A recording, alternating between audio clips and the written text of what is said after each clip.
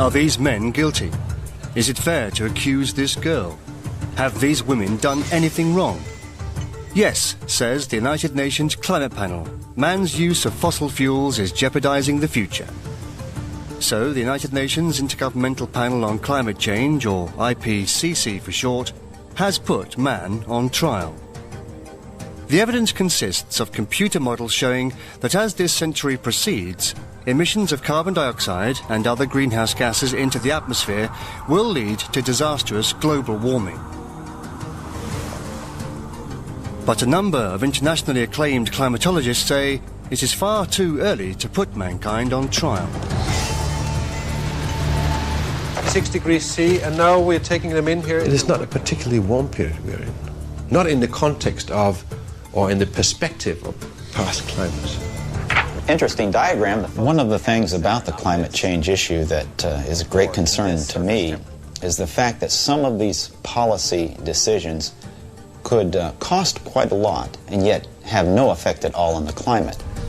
In my commission, I can hardly find anyone which would subscribe to the IPCC scenario. The question is why flawed models are used as a basis for enormously expensive policy decisions, far-reaching policy decisions. They shouldn't be.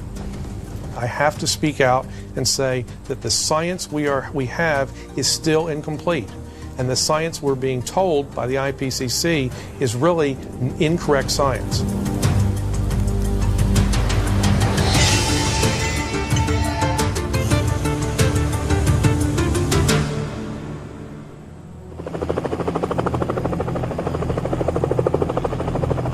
The IPCC says that unless we reduce the rate of greenhouse gas emissions, the greenhouse effect will intensify and warm up our planet. Glaciers and polar ice caps will begin to melt. Rivers will burst their banks and sea levels will rise. The deserts will expand. If this United Nations Climate Panel scenario is correct, it will have wide-ranging consequences for people everywhere. But not all climatologists agree with these forecasts. Among those who don't is Dr. David Legates, who thinks more cautious forecasts have trouble making themselves heard. Somehow the IPCC has become a global warming Bible, if you will. You can't disagree with this global warming statement. And if you do, you're some sort of skeptic. They question your motives, they attack you personally, and so forth. Kyoto, Japan, 1997. Scientists and political leaders from all over the world met to debate the causes of global warming. Excellencies, honored guests, distinguished delegates, ladies and gentlemen, welcome to Kyoto, to the United Nations Framework Convention on Climate Change. The Kyoto meeting concluded that we must limit CO2 emissions to prevent disaster.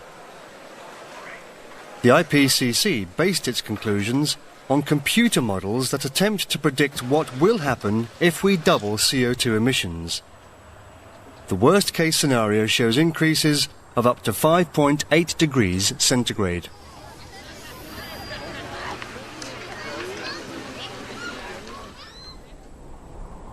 If this happens, and temperatures run riot, mankind will be in serious trouble. But are the temperatures we're experiencing really so unusual?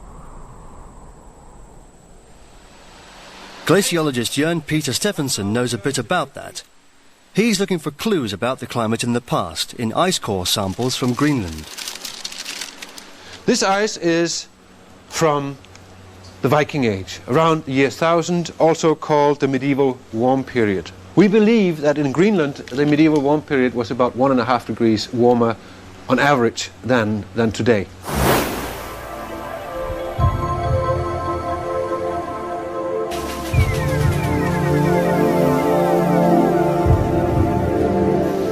The Inland Ice Sheet, Greenland, summer 2003. Nordgrip, the Greenland ice core project, is being reopened to drill the last few meters through the ice sheet to to the rock beneath the research station. The ice core, over 3 kilometers in length, has been hauled up to the surface piece by piece and contains important data on the history of the climate of the Earth.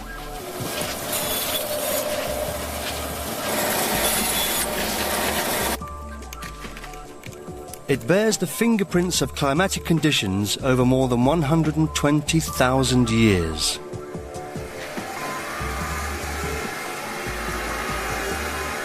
When we remove or drill the ice core, we leave a hole, and we insert a thermometer in the hole. We are able to map out the temperature through the 3-kilometer ice sheet. Now that temperature, if we do it precisely enough, a thousandth of a degree accuracy, then the ice has not forgotten how cold or warm it was on the surface at the time the snow fell. So, using those temperatures, we have been able to reconstruct the temperatures of the last 10,000 years. The temperature data from the ice sheet reveal long periods with much higher temperatures than those we experience today. They tell a fascinating tale of natural temperature fluctuations in the northern hemisphere, from times when man had no influence on the climate whatsoever. Now, as we approach our time, we can see that in the period between 4,000 years ago and back to the period 2,000 years ago, which is actually the Roman age, the temperatures have been decreasing in Greenland by 2.5 degrees.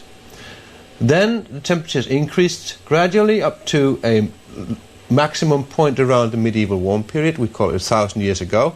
And then temperatures declined and goes down to a minimum around 1650 AD, comes back up a little in the 18th century, and then around 1875 we have the lowest point in the last 8,000 years, right here, and that matches exactly the time when meteorological observations started.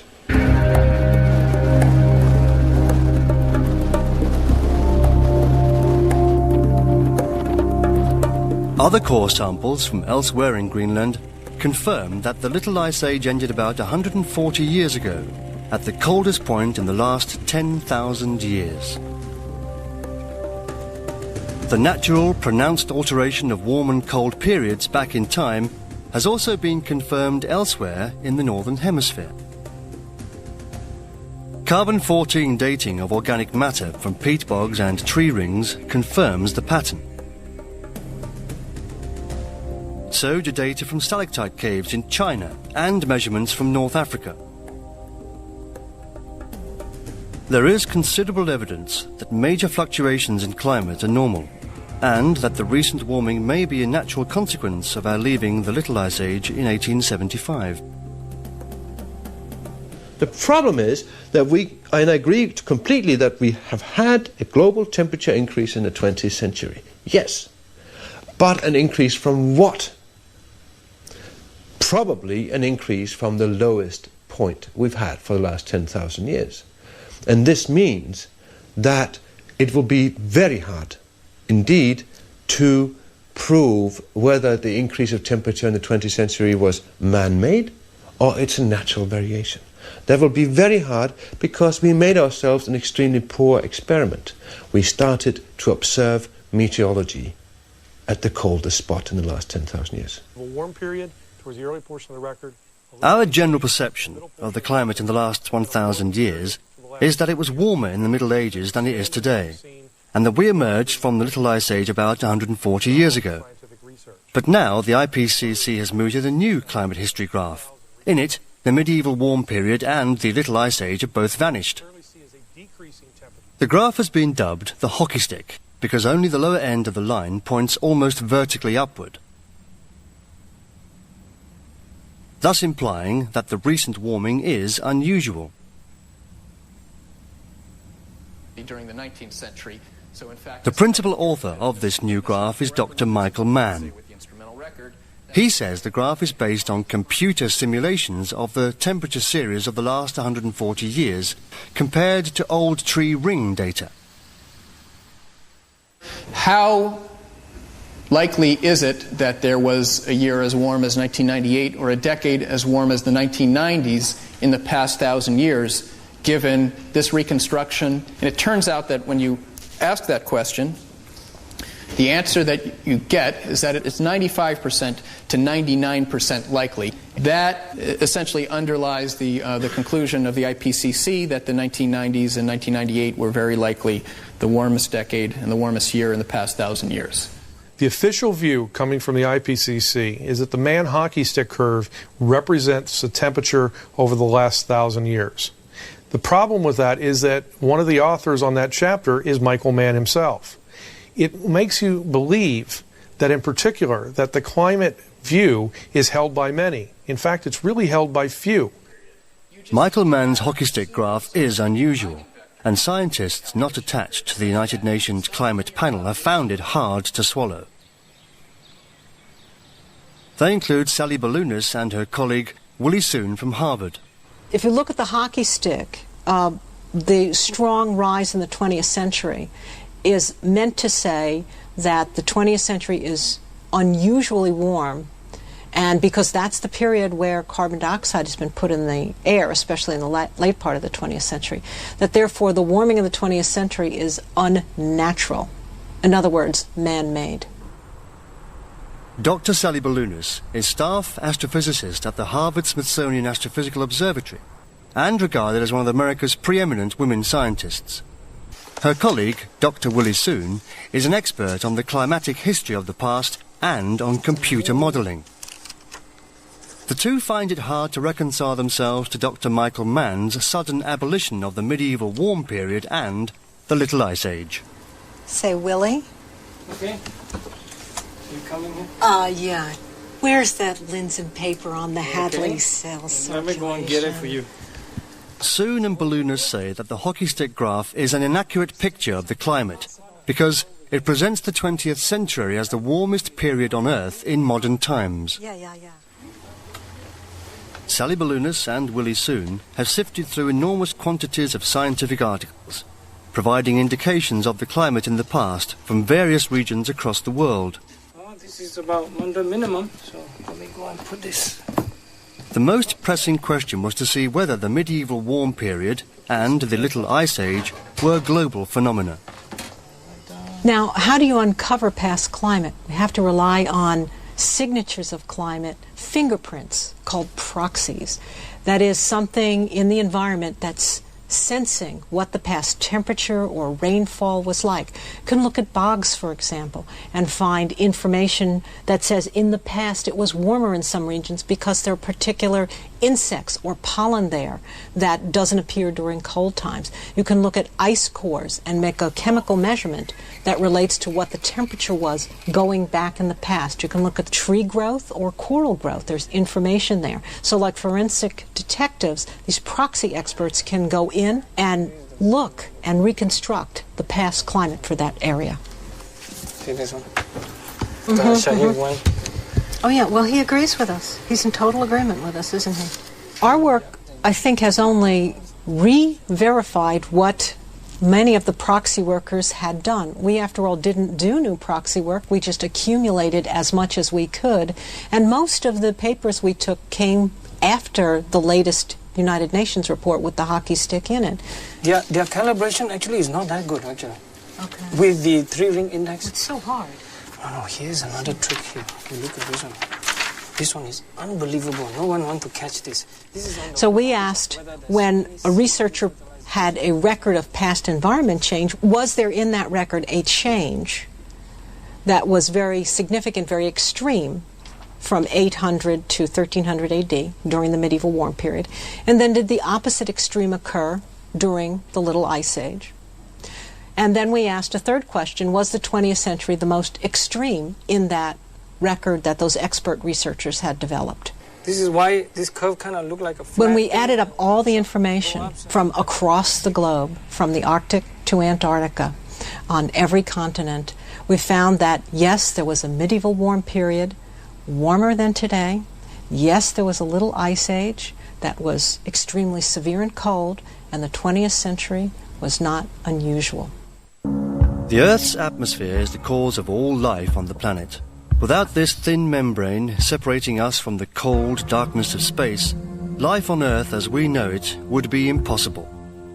The greenhouse gases like water vapor, clouds and CO2 retain the heat radiation beamed down to us by the sun. Without these gases, the sun's rays would merely be reflected into space, and the globe would be cold and uninhabitable. The phenomenon we benefit from is known as the natural greenhouse effect. The sun delivers the main amount of energy to the climate of the Earth. And the atmosphere of the Earth has a greenhouse effect in it, a natural greenhouse effect, that keeps the Earth a bit warmer than it would be if these gases weren't there. The foremost of them is water vapor. Water vapor is the most important of the greenhouse gases. Second in line is the effect of water in clouds, water droplets and water dry ice crystals. So the natural greenhouse effect has made the Earth warmer and much more pleasant for life on it.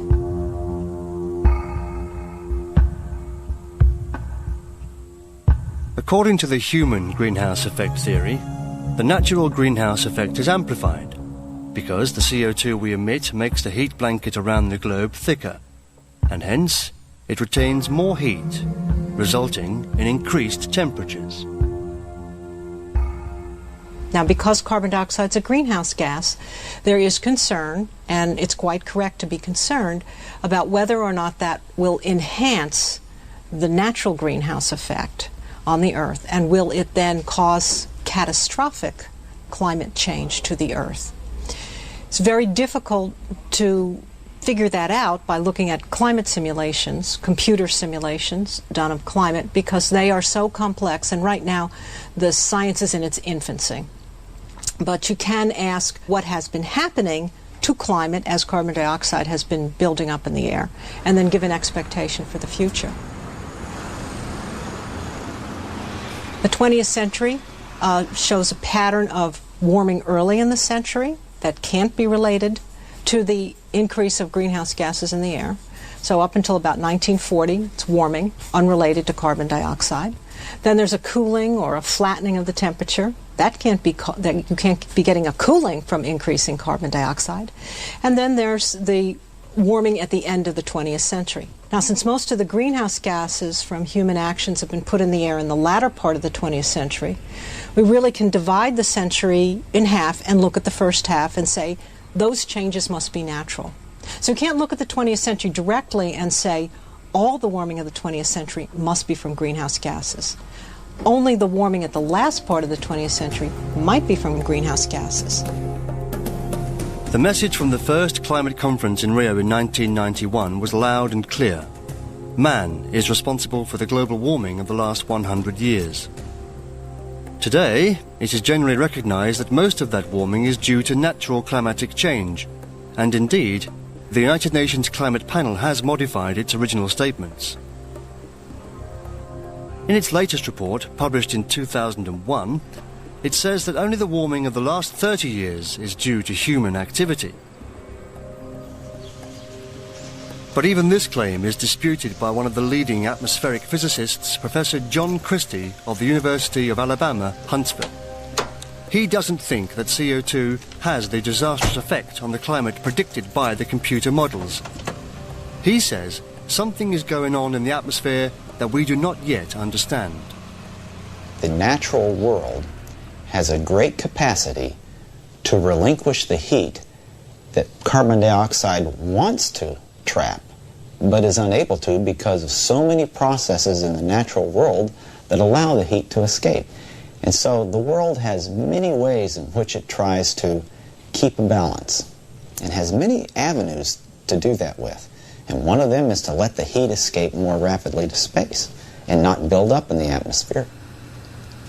John Christie says the increased quantities of CO2 in the atmosphere may not intensify the greenhouse effect because, with the help of satellites, he has made an important discovery.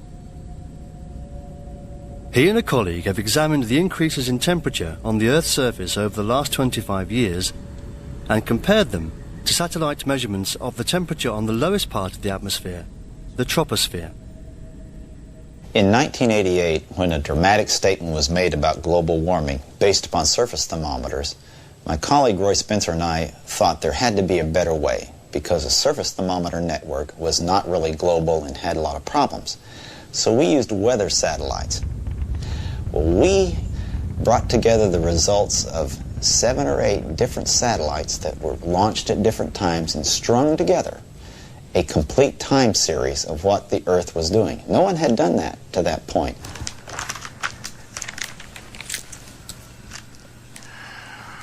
Once all of these satellites were strung together, we could then look at the temperature change over time. And the strange thing we found was that there's very little change in the global temperature. And this was a surprise to us because the surface temperature showed an increase, but this bulk of the atmosphere, the real climate system, was not. And that then caused us to realize that the human effects of climate are likely not happening the way we think they are. And that then allows us to question what climate models are telling us about the world.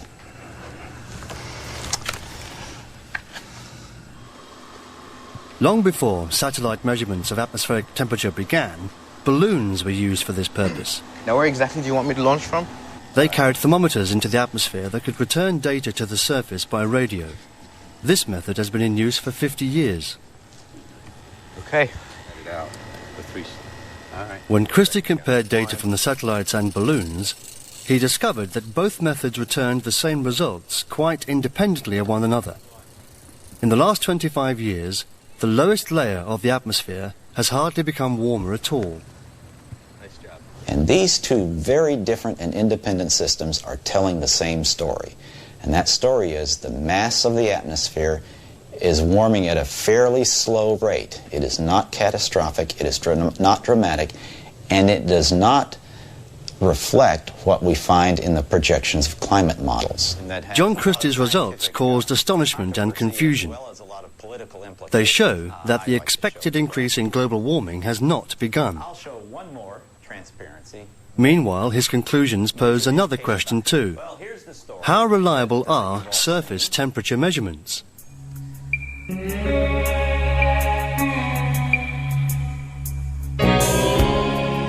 Atlanta, Georgia, a rapidly expanding city of the kind familiar almost anywhere in the modern world. Nature is slowly being forced onto the retreat. Forests have been felled to make way for residential areas and shopping malls. Fields replaced by office blocks in stone and concrete. And the space between the buildings has been paved over to become motorways and parking lots. The switch from countryside to city has changed the local climate. Modern man sweats from the urban heat island effect. If you go to a city like Atlanta or Washington, D.C., you can find temperatures 5-6 degrees C and even more in the city center versus the surrounding countryside. And everyone knows this is because of the concrete and the asphalt and so on. Unfortunately, that's going to have an effect on whatever thermometers are nearby. And that then gives you a false impression of what's happening in the long term of climate. Now, it is true that the climate of those cities has warmed, but not because of greenhouse gases increasing, but because of the change in the surroundings and the building of structures.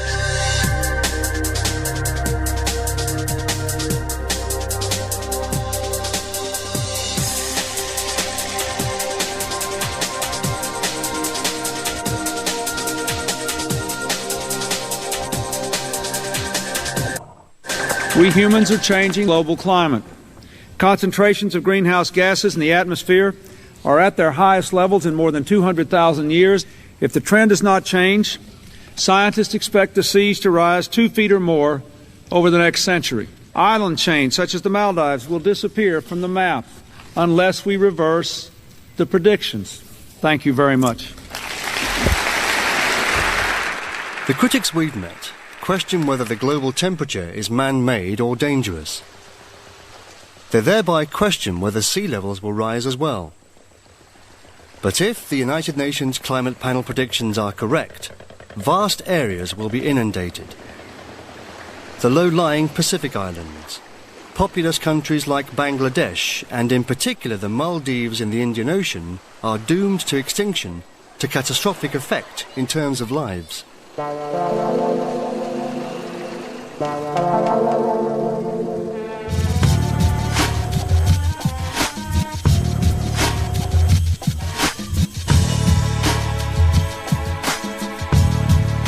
Professor Niels Axel Mørner of Stockholm University is on his way to the Maldives to conclude many years of studying sea levels around the archipelago. He is the president of an international commission on sea level changes and coastal evolution, and he and his team made a discovery shedding new light on the future of the Maldives.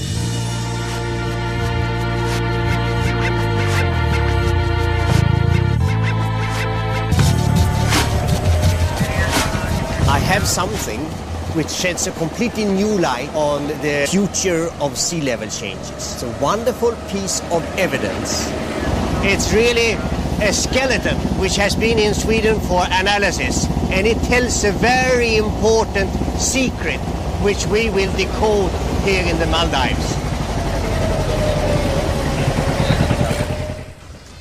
I became very interested in the Maldives for one simple reason, because here you can study sea level changes and the various factors which interacts to change sea level in a way which you can do in no other place on the globe.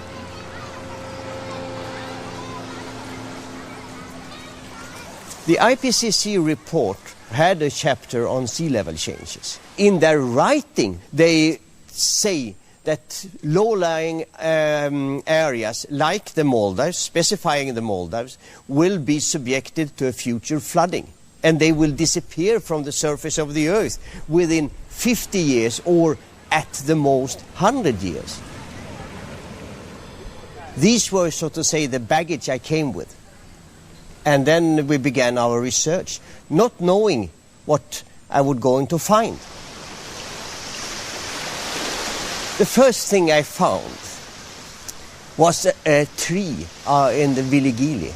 And then I heard from the people that this tree had been staying there in the same position for at least 50 years. This is quite a remarkable tree, because it has been in this terrible situation right out on the beach, and any little change in sea level would have wiped it out.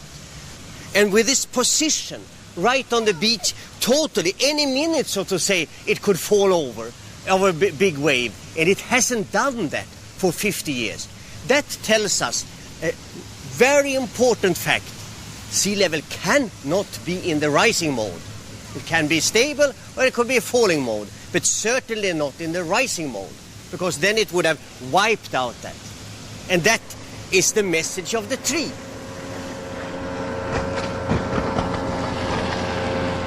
Niels Axel Mørner is on his way to the tiny island of Los Fushi with Musa Manik of EcoCare in the Maldives. They're carrying a piece of the skull of a skeleton that appeared from the coral reef there a few years ago.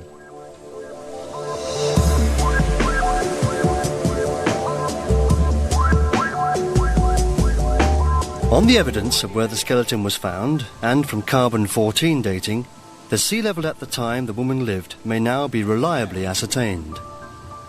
Now we are coming out on this beach rock, a beach cemented into a hard rock. And outside there we see rock sticking out, and that's the place where you found the woman. The woman. What actually happened to us was that somewhere along the line, a few years back, we heard that there was a skeleton embedded in the shelf. So we came and asked the people there. Then a lot of elderly people had said that it had been there for a long time. Yeah. So we thought we would perhaps go and see that. And then we wrote the article, and you got the article. Precisely. We go around and see. That's a good idea. Go that way, and then that's a good idea. The reef woman was embedded in a beach sand at about same sea level as today's sea level. And that was 1,200 years ago.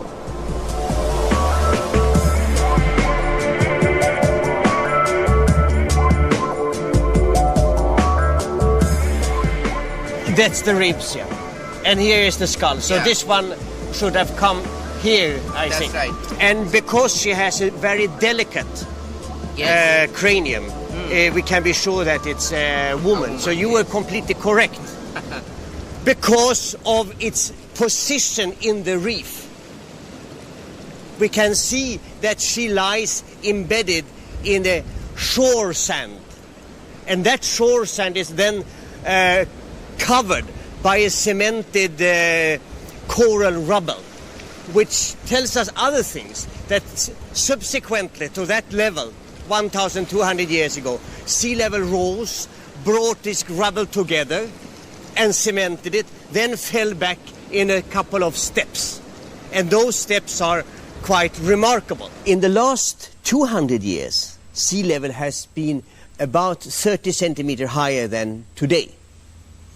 At about 1970, something remarkable happened. Sea level fell down to its present position.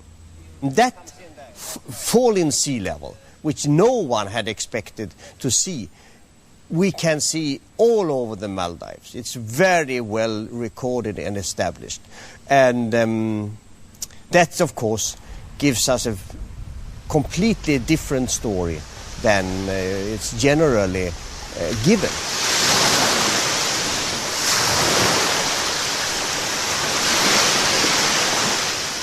Here we are at the top of the present day wave action.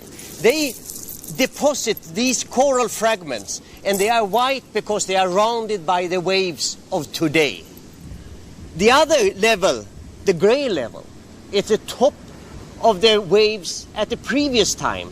So that means a difference in height means evidence, real evidence that sea level has gone down. It has not gone up. So the sea level around the Maldives is not rising. On the contrary, there has been a remarkable fall of 20 to 30 centimetres in the last 30 years. The conclusion of Nicholas Murner's observations may be that archipelagos like the Maldives will not be inundated after all. I think the reason for this fall in sea level about 1970-75 is a strongly increased evaporation.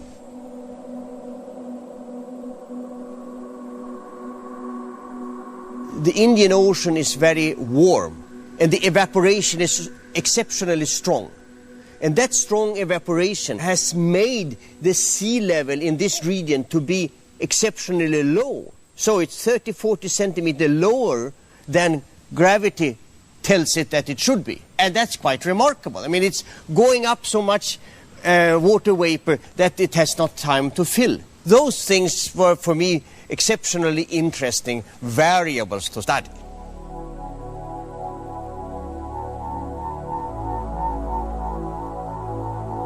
Evaporation from the oceans may actually ward off any future rises in sea level. Evaporation from the tropical oceans to the atmosphere moves the enormous volumes of water to other locations like the poles, where it falls as snow.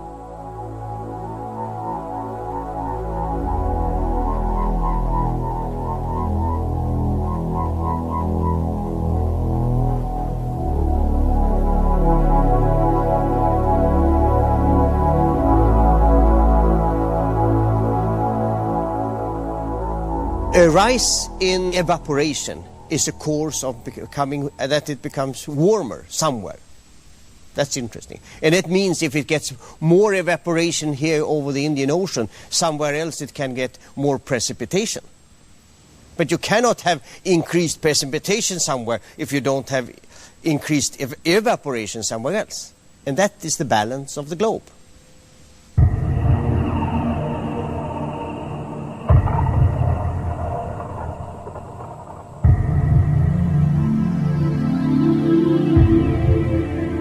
If Greenland and Antarctica melted tomorrow, simple arithmetic tells us that the sea levels globally then would increase by about 100 meters, which is a lot, but that's simply a matter of the amount of ice that's been built up. But it will not do that over over 1 year. It will take about 2,000–3,000 years for it to do so. So it's a slow process. But then if we go to the question of the biggest piece of ice in the world, East Antarctica, which equivalates something like 80 meters of sea level rise, will this melt in the future? The answer is definitely no. The average temperature in East Antarctica is so much below zero that even if we got a greenhouse effect, say, an enhanced greenhouse effect that would equivalent 10 degrees change on average, it would not melt the East Antarctic ice sheet because it's so cold. What it would do instead would make the ice grow. And it would make the ice grow simply because when the Earth gets that much warmer, there'll be so much more humidity in the atmosphere, and that will increase the snowfall in Antarctica significantly.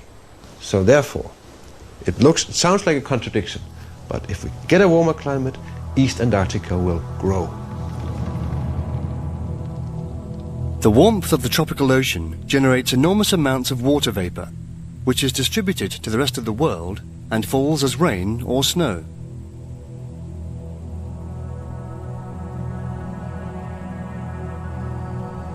So water vapor, clouds, and precipitation play a decisive role in the climate throughout the atmosphere. The United Nations Climate Panel bases its scenarios on what will happen if we double the amount of carbon dioxide in the atmosphere.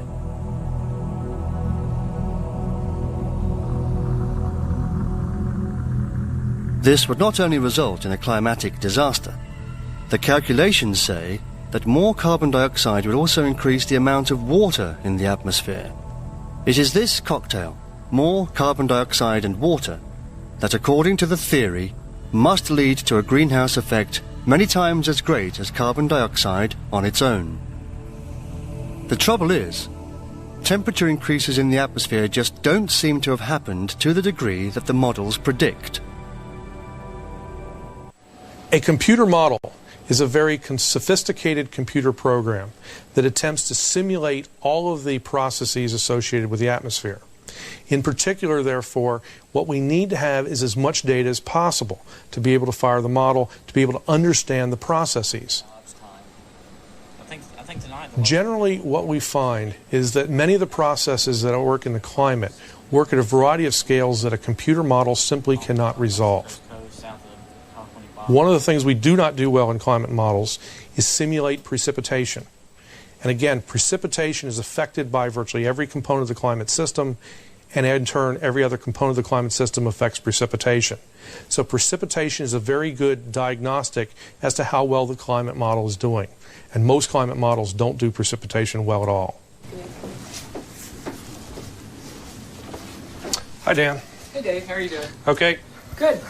Got this I want to show you. Oh, okay. Let's It's take a our look. environmental network. A computer does only what it's programmed. And in particular, it is important, therefore, to program it correctly. The problem is we don't have perfect knowledge of how the Earth system operates. So therefore, we're working with an incomplete understanding base to try to put together what we know to see if it, in fact, generates the correct conditions. All right, good. Thank you. Yep, see you later.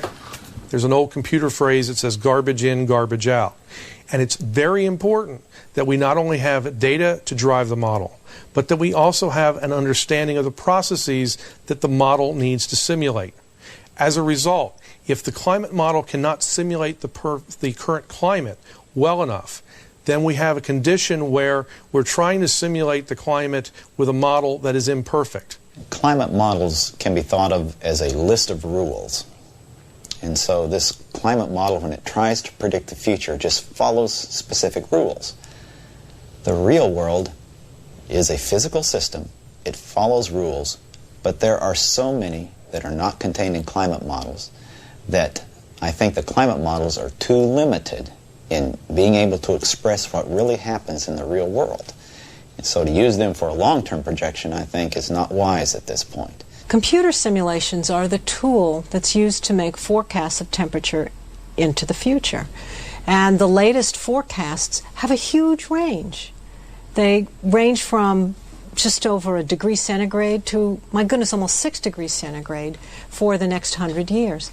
That large range immediately tells you that the models don't agree with each other and they're very uncertain.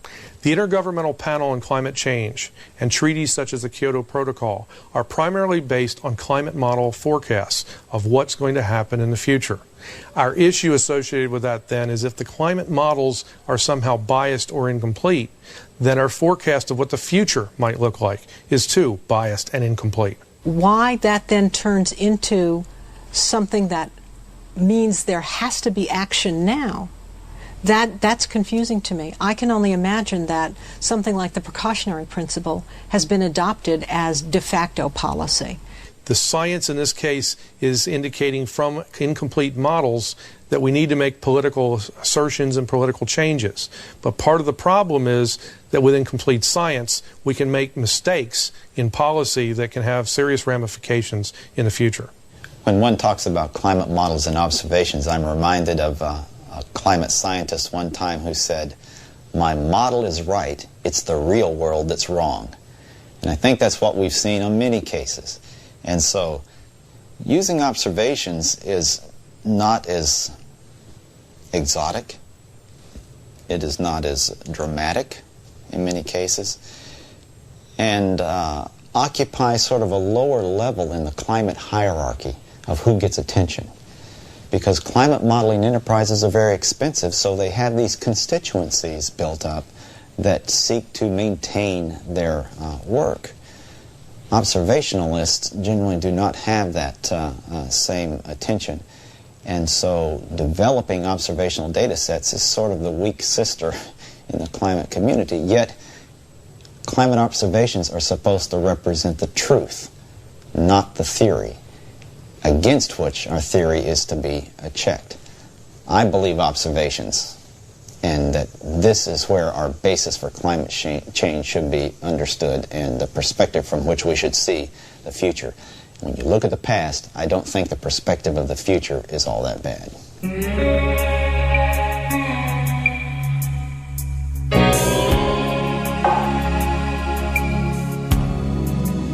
A finding such as ours that says the satellites show no real serious global warming is not well received in much of the climate community, and I recognize that. But it has never been a goal of mine to be part of the mainstream of the climate community.